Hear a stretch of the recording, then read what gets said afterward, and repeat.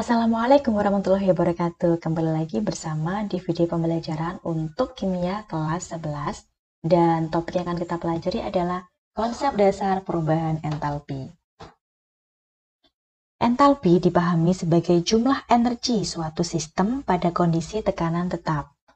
Entalpi dinyatakan dengan huruf H dengan satuan Joule. Besarnya entalpi tidak dapat ditentukan, akan tetapi perubahannya atau delta H dapat ditentukan. Jika suatu reaksi berlangsung pada tekanan tetap, maka perubahan entalpinya sama dengan kalor yang harus dipindahkan dari sistem ke lingkungan atau sebaliknya. Perubahan entalpi dapat ditentukan dengan menghitung selisih antara entalpi produk dengan entalpi reaktan. Delta H sama dengan H produk min H reaktan. Berbicara masalah perubahan entalpi, kita perlu mengetahui konsep mengenai sistem dan juga lingkungan. Sistem adalah bagian dari semesta yang menjadi pusat pengamatan. Sistem merupakan reaksi kimia yang akan, sedang, atau telah berlangsung. Sebagai contoh, reaksi 2H2 ditambah O2 menghasilkan 2H2O. Sistem di sini merupakan molekul-molekul yang terlibat dalam reaksi kimia. Jadi, baik itu 2H2, O2, ataupun 2H2O merupakan sistem. Sedangkan lingkungan adalah segala sesuatu di luar sistem. Sebagai contoh, apabila reaksi di atas terjadi pada fase gas di dalam sebuah ruangan, maka dinding pembatas adalah lingkungannya. Apa yang terjadi ketika suhu sistem lebih tinggi dari suhu lingkungan? Tentu saja akan terjadi aliran kalor ya. Kalor akan mengalir dari suhu yang lebih tinggi ke suhu yang lebih rendah atau dari sistem menuju ke lingkungan. Hal ini mengakibatkan suhu lingkungan semakin naik yang dapat diukur dengan termometer. Seperti ini adalah gambaran dari reaksi eksoterm ya. Jadi, segala sesuatu yang ada di dalam lingkaran ini merupakan sistem, sedangkan segala sesuatu di luar lingkaran merupakan lingkungan. Nah, ketika sistem ini melepaskan kalornya menuju ke lingkungan, otomatis suhu lingkungan akan menjadi semakin tinggi. Nah, hal ini disebut dengan reaksi eksoterm yang ditandai dengan delta H berharga negatif atau kurang dari 0. Mengapa demikian? Ketika melepaskan kalor, maka entalpi produk yang terbentuk menjadi lebih kecil dibandingkan entalpi reaktannya. Why? Hal ini karena produk telah kehilangan sebagian energinya dalam bentuk kalor. Ini menyebabkan perubahan entalpi yang bernilai negatif. Nah, grafiknya seperti ini, mari coba kita pahami bersama-sama. Ada dua sumbu yaitu X dan Y. Nah, sumbu X ini merupakan progres atau waktu berlangsungnya suatu reaksi. Sehingga reaktan ada di pihak kiri, di pihak awal mula-mula, sedangkan produk ada di pihak kanan atau sebagai akhir. Nah, kemudian sumbu Y ini merupakan besarnya energi atau entalpinya. Semakin ke atas, tentu saja harganya semakin tinggi. Nah, entalpi atau energi mula-mula dari suatu reaktan, kemudian reaktan tersebut melepaskan kalor, maka otomatis energi dari produk akan berkurang atau semakin menurun. Ya, ini disebut dengan reaksi eksoterm.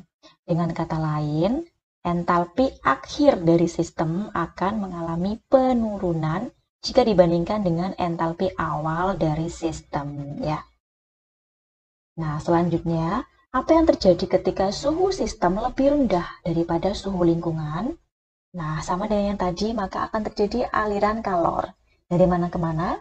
Dari suhu yang lebih tinggi menuju ke suhu yang lebih rendah. Berarti dari lingkungan menuju ke sistem. Ini mengakibatkan suhu lingkungan semakin turun yang dapat diukur dengan termometer. Nah, seperti ini gambarannya. Jadi, sistem menyerap kalor dari lingkungan. Jadi, panahnya masuk ke dalam ya. Panahnya masuk ke dalam, kalornya masuk menuju ke sistem, sehingga suhu lingkungan otomatis semakin rendah. Ini disebut dengan reaksi endoterm, ditandai dengan delta H berharga positif atau lebih dari 0. Nah, mengapa demikian?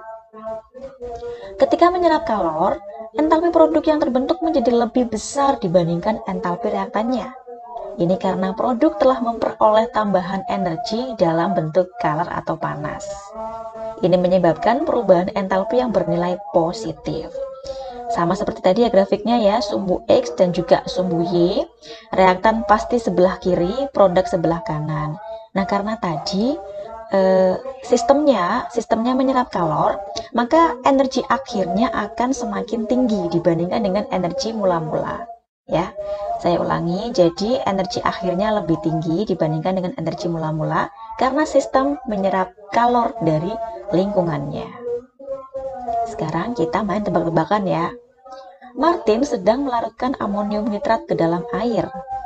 Ternyata tabung reaksi berubah menjadi dingin. Setelah diukur dengan termometer, maka terjadi penurunan suhu.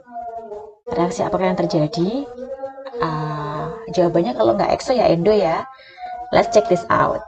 Nah, dapat ditulis seperti ini reaksinya ya. Amonium nitrat dilarutkan ke dalam air. Hasilnya adalah ini ya, NH4+ dan juga NO3-. Panas atau kalor diserap selama reaksi, menyebabkan penurunan suhu campuran, sehingga tabung terasa dingin. Nah, pelajar hebat, biasanya sering terjadi miskonsepsi mengenai suhu yang diukur. Jadi, suhu yang diukur oleh termometer atau suhu yang dirasakan oleh tangan itu merupakan suhu lingkungan, ya. Sehingga ketika suhu campurannya ini turun, itu sama dengan suhu lingkungannya turun. Nah, kalau suhu lingkungan turun, otomatis ada kalor yang diserap dari lingkungan menuju ke sistem. Sehingga reaksi ini adalah reaksi endoterm ya, dengan delta H bertanda positif. Nah, seperti yang telah kita ketahui bersama, dalam suatu reaksi kimia, maka jika ada kata-kata diserap, diikat, atau dibutuhkan, maka yang diserap tadi ada di pihak sebelah kiri ya, sebagai pihak sebelah kiri. Nah, karena tadi kan panasnya diserap, maka panasnya ada di pihak sebelah kiri ya. Dengan kata lain, ketika suatu sistem menyerap panas, maka reaksinya adalah reaksi endoterm ya. Berikutnya, Sandi sedang mereaksikan padatan CaCl2 ke dalam air. Ternyata tabung reaksinya berubah menjadi panas. Setelah diukur dengan termometer, terjadi kenaikan suhu. Reaksi apakah itu? Nah, sekarang pasti udah tahu kan ya. Ini reaksinya ya. Panas atau kalor dilepaskan selama reaksi berlangsung, menyebabkan suhu campuran naik. Nah, saya ulangi lagi, yang naik ini diukur dengan termometer adalah suhu lingkungan ya. Sehingga kalau suhu lingkungannya naik, otomatis ada perpindahan kalor menuju lingkungan ya. Atau dengan kata lain, sistem telah melepaskan kalor menuju ke lingkungan, yaitu reaksi eksoterm dengan delta H bertanda negatif.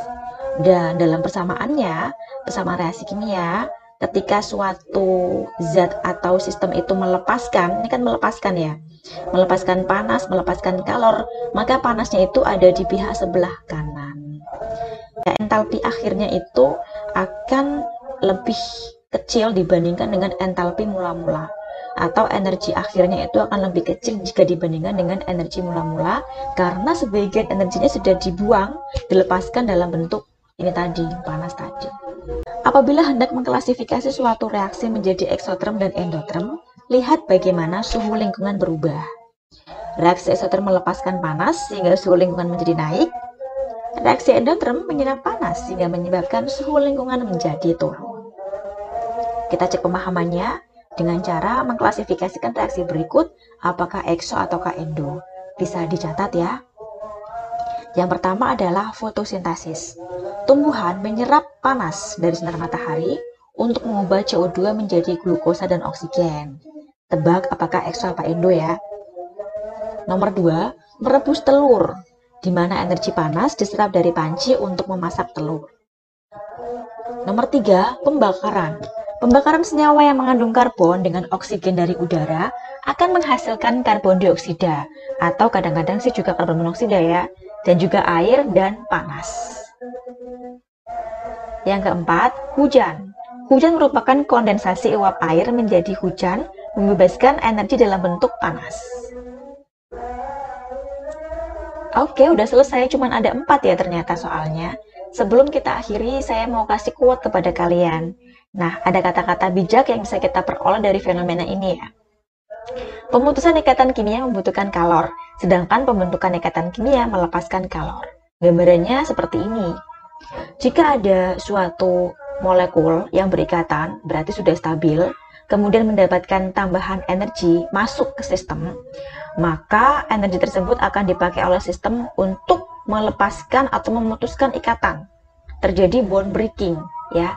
Dengan kata lain, pemutusan ikatan kimia membutuhkan kalor. Sebaliknya, jika ada ion-ion yang tidak stabil, tapi mereka melepaskan kalor menuju ke lingkungan, maka yang terjadi adalah mereka bisa menciptakan suatu ikatan atau bond making. In the other words, ikatan kimia melepaskan kalor. Terus maknanya apa yang bisa kita peroleh dari sini? Jika seandainya kamu itu udah ada di posisi yang stabil, yang nyaman, yang tenang, tapi kamu masih aja ngerasa kurang sehingga minta terus, minta tambahan ini, minta tambahan itu. Yang ada malah hidup kamu bakal broken, ya. Sebaliknya, seandainya kamu tuh lagi broken, tapi kamu mau memberikan sesuatu untuk lingkungan, sedekah mau, membantu orang mau, apa yang terjadi? Hidup kamu akan stabil. Nah, semoga kalian bisa meniru ini ya. Sering-seringlah sedekah kepada sesama, membantu sesama, memberikan energi kepada lingkungan, supaya kamu bisa menjadi sosok yang terikat secara stabil. Have a great day ahead. Saya akhiri. Wassalamualaikum warahmatullahi wabarakatuh.